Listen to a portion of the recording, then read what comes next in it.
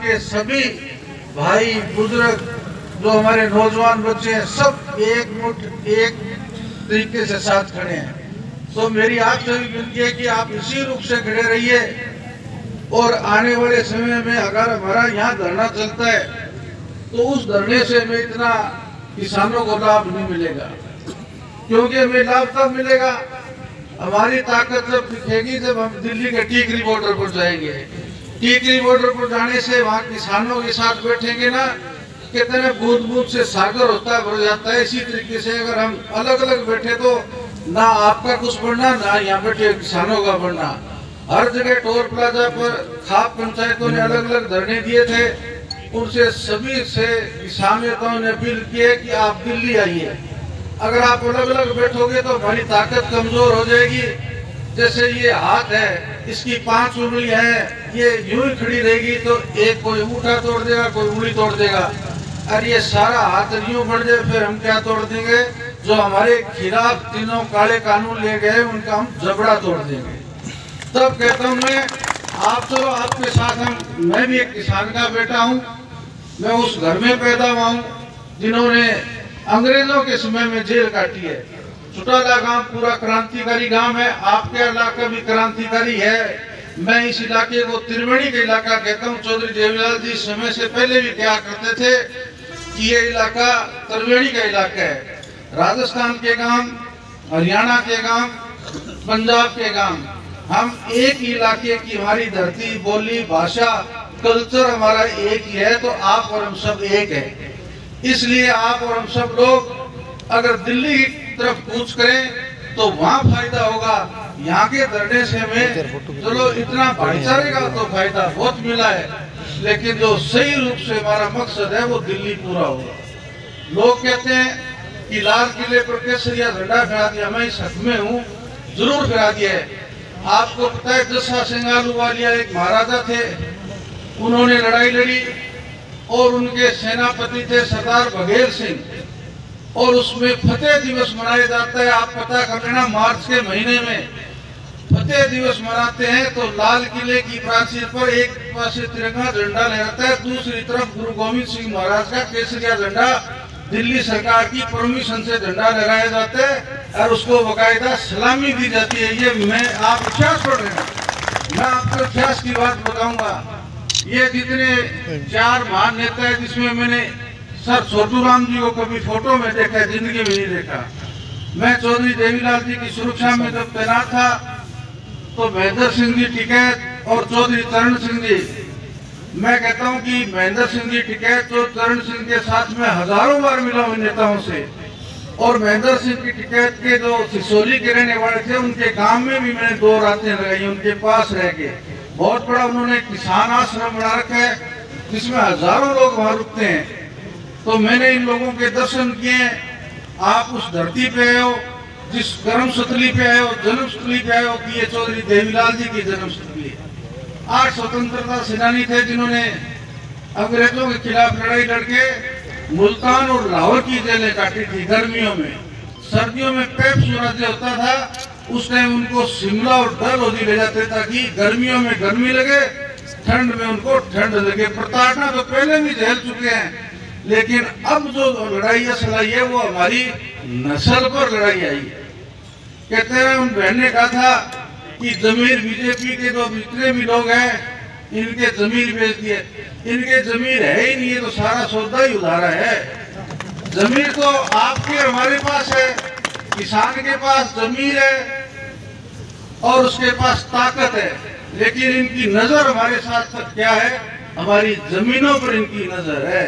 वो कारपोरेट घराने को कहते हैं कि हर जगह उन्होंने पूरा देश मुट्ठी में कर लिया, लेकिन जो ये 75% आबादी किसानों की है, इनकी गर्दन पकड़ा दो और इनकी सांस लेने वाली और खाने वाली नल की हम पकड़ लें, तब जो मर्जी है तो सांस लेने दें, मर्जी है तो उनको खाने दो, ये हमारे हाथ में दे दो। वरना भारत सरकार का लिखने वाले कारपोरेट घराने के अडानी और अंबानी के वकील थे, उनके मुनीम थे, जिन्होंने ये फैसला करवाया कि जितना ज्यादा फैसला उसके हमारे हक में लिखता जाओ। कैबिनेट ने तो जितने भी मेंबर थे 10 किए थे। उन्होंने ना पढ़ा ना कुछ किया, मोदी ने मोहर लगा दी, दस्तखत करवा दिया, उसको पास कर दिया लोकसभा और विधानसभा में। तो इसका मतलब नहीं है कि ये लोकसभा और विधानसभा इनके बाप की नहीं है, 5 साल में बदल जाती है। तो मुनीम है, जनता होती है असली मालिक। तो उन्होंने ये भी कहा था कि सर छोटूराम जी ने कहा था कि ये बोले किसान मेरी 2 बात मान ले, एक बोलना सीख ले, एक दुश्मन को पहचान ले। तो आज हमारा सबसे बड़ा कोई दुश्मन है, अगर हमारी जमीन को या हमारी नस्ल को, हमारी फसल को कोई तबाह करने जा रहा है, तो भारतीय जनता पार्टी की सरकार खत्म करने जा रही है। तो इसलिए हमने जमीन और हमारी नस्ल को खत्म नहीं होने देना है। अगर ये चीज खत्म होगी तो ना आप रहोगे ना हम रहेंगे। कहते ना बांस बजेगा ना बांसुरी, किसी का कुछ नहीं रहना है। देश में पिता गुरु गोविंद सिंह जी महाराज का वो केसरिया निशान अगर वहाँ फिरा दिया तो कौन सा गुनाह है। गुरु तेग बहादुर के परिवार के 7 मेंबरों ने कुर्बानी दी थी। गुरु गोविंद सिंह जी के पिता गुरु तेग बहादुर ने हिंदुओं के लिए कुर्बानी दी, गुरु गोविंद सिंह जी महाराज ने कुर्बानी दी, उनकी माता गुजरी ने कुर्बानी दी, उनके 4 साहबजादों ने कुर्बानी दी। और उसके बाद में जब चारों बच्चे शहीद हो गए गुरु गोविंद सिंह जी महाराज के, तो गुरु माता ने गुरु गोविंद सिंह जी महाराज से पूछा कि मेरे बच्चे कहाँ हैं। बोले इन बच्चों के शीश कलम कर दिए, 4 मरे तो क्या हुआ, जीवित के ही हजारों लाख। अगर तेरे 4 बच्चे चले गए तो ये तेरे लाखों हजारों बच्चे हैं। अगर हमारे में से कोई 2, 4, 5 अगर इस देश के लेखे लग जाए तो एक तो स्वर्ण अक्षरों में नाम लिखा जाएगा कि किसान आंदोलन में ये लड़ते हुए मरे थे। भूखे मरने से अच्छा लड़के मरो। हम कोई बिना मतलब की लड़ाई नहीं करे, ना उकसाने की बात करते हैं। जो आदमी अपने हक के लिए ना लड़े मैं उसको इंसान नहीं मानता। कहता है ना जुल्म करने वाले से बड़ा पापी जुल्म सहने वाला है। ये मैं नहीं कहा, ये गुरु गोविंद सिंह महाराज की वाणी में आता है कि जुल्म करने वाले से सहने वाला बड़ा पापी है। तो अगर ये जुल्म करते जाएंगे भाजपा वाले और हम सहते जाएंगे तो पापी कौन कहलाएंगे कि हम कहलाएंगे।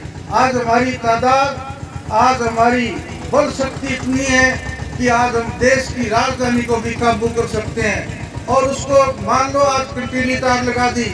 आज बीएसएफ में, सीआरपी में, सेना में कहाँ के बच्चे हैं, इंस्पेक्टर से लेके सिपाही तक किसानों के बच्चे हैं। आज सड़कों पर कौन बैठा है, किसान बैठा है। हमारे ऊपर हमारे जो बच्चे जो देश की सुरक्षा कर रहे हैं वो कोई भी गोली नहीं चलाएंगे, चाहे उनको कहते ना एक बार बंदूक भी यूं करके दिखा दो तो भी नहीं करेंगे। भाजपा वाले जरूर हमें मार के सोते हैं, सुबह वो किसान हमरो ठाठे मारता वही दिखाई देता है। तो दोस्तों ये तो इतने निर्भाग है। अब आप चंडीगढ़ दिल्ली चले जाओ, जो जिसको शादीशुदा है उसको तो लोग किराए मकान देते हैं, जिसकी शादीशुदा नहीं है उसको मकान किराए नहीं देते। आपने हमने तो इनको देश दे दिया, ये देश चला रहे बेईमान, इसलिए इनसे छुड़ाओ। जब तक ये राज शासन से नीचे नहीं आएंगे तब तक आपकी हमारी जीत नहीं होगी। अगर जीतना है तो चौधरी देवीलाल जी ने, मुरारजी देसाई की सरकार थी, किसानों को मुआवजा मिलने की बात थी तो चौधरी देवीलाल जी ने और चौधरी चरण सिंह ने वोट क्लब पर रैली करी। उस रैली में लाखों की संख्या में किसान पहुंचे तो चौधरी देवीलाल जी को बुला के कहा गया कि आप मुख्यमंत्री के ओहदे से चले जाओगे। उन्होंने कहा कि ये ओहदा तो मेरे लिए बाद की बात है, पहले मैं किसान का बेटा हूँ, मुख्यमंत्री बाद में। तो उन्होंने त्याग किया, उन्होंने प्रधानमंत्री का पद त्याग किया। अरे त्याग वाले का नाम तो स्वर्ण अक्षरों में लिखा जाता है, गद्दार का नाम बहुत नीचे श्रेणी में आता है। वहाँ भी नीचे की श्रेणी में है कि ये गद्दार था। इस किसान आंदोलन में मेरा आपको इस इलाके के लोग हैं, चाहे राजस्थान के हो, पंजाब के हो और हरियाणा के हो, आपका हमारा फर्ज बनता है आप यहाँ से उठो और दिल्ली की तरफ कूच करो ताकि हमें वहाँ उन किसानों का मदद करनी चाहिए।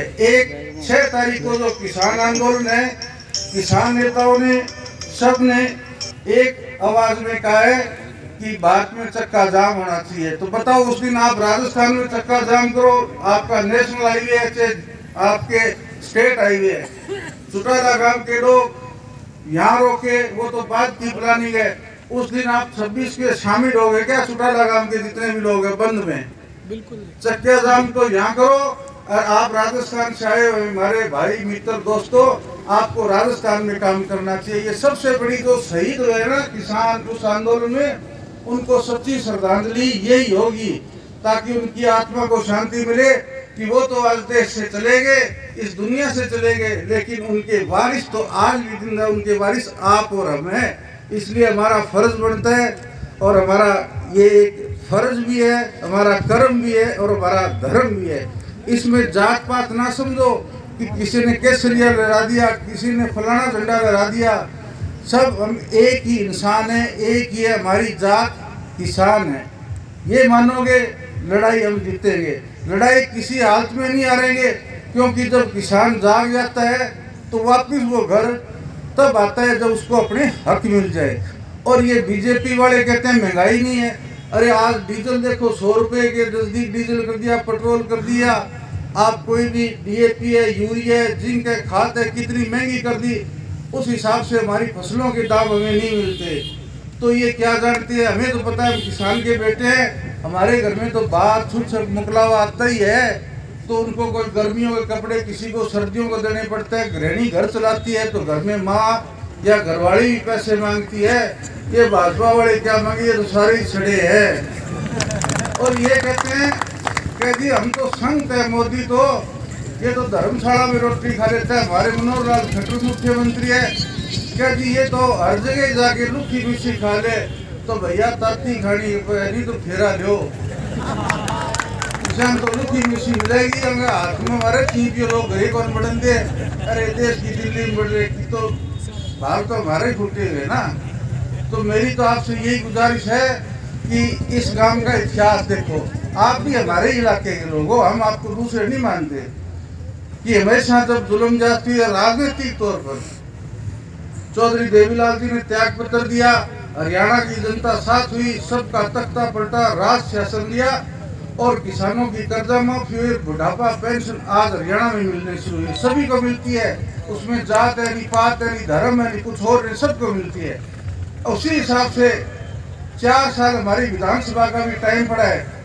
एकमात्र हमारे इंडियन नेशनल लोकदल के विधायक अभय सिंह चौटाला है, उन्होंने अपना त्याग पत्र सौंप दिया। एक विधायक को हरियाणा में 4 लाख रुपए महीने का भत्ता मिलता है, और उसमें गोवा, बॉम्बे, विदेश यात्राओं की टिकटें फ्री मिलती है। एक विधायक 5 लाख महीने में पड़ता है और उसको सरकारी सुख सुविधा मिलती है। लेकिन छोड़ दिया उन्होंने, त्याग दिया। लेकिन त्यागने से पहले कोई गारंटी होती है क्या दूसरी बार की? दूसरी बात तो है कि उसने ये कहा कि मैं ये पद त्यागता हूँ, आज किसानों के साथ जुल्म और ज्यादती है। हम चौधरी देवीलाल जी के नाम की राजनीति करते हैं और कहते हैं कि उनके नक्शे कदमों पर चल के हम किसान के साथ है। उस आदमी ने एक ही बात कही थी कि मैं डाक के द्वारा, टेलीफोन के द्वारा त्याग पत्र भेजूं। स्पीकर ने त्याग पत्र स्वीकार नहीं किया। उस आदमी ने एक ही बात कही थी कि मेरा त्याग पत्र कोई स्वीकार करे या ना करे, मैंने जो कह दिया मैं हर हालत में स्पीकर के पास जाऊंगा। उस दिन मैं भी वहीं था। उस आदमी ने एक लाइन लिख के दे दी कि किसानों के ऊपर जो ये 3 काले कानून ले गए उनको रद्द किया जाए। अगर रद्द नहीं होते तो मेरा इस्तीफा अभी मंजूर करके मुझे रसीद दे दो, इस पद से मुक्त करके मैं फिर जाऊंगा बाहर। तो उसी टाइम पद से मुक्त हो गए, वो बाहर आए। तो ये भी एक बहुत बड़ी चीज, आजकल सरपंच ही नहीं छोड़ता है कोई, चाहे उसको 2 साल के लिए मिल जाए, 4 साल के लिए, 5 साल के लिए। तो मैं अब इसमें थोड़ा लंबा चला गया। तो मेरी आपसे यही प्रार्थना है कि दुनिया ताकत को मानती है। कहते हैं ना, लख लानत है कमजोरों को, दुनिया मंदी जोरों को। तो जोर और ताकत आप में और हमारे में बहुत है। दिल्ली वालों के खिलाफ लड़ने के लिए इस ताकत का इस्तेमाल करना है। कहते हैं ना, जबर का मुकाबला सबर से लड़ना चाहिए। ये जबर है उनका, हम सबर से लड़ाई लड़ेंगे। हमारे बूढ़े बुजुर्ग बैठे हैं, उनका आशीर्वाद लेंगे। नौजवान साथी हम सारे आपस में मिल बैठ के आगे की जो रणनीति बनानी है वो आज ही बना लो। आप जो कमेटी के लोग बैठे हैं तो वो सारे जो आगे की रणनीति बनाएंगे, हम आपके साथ। जय हिंद, राम राम, जय जवान, जय किसान। ताऊ देवीलाल अमर रहे।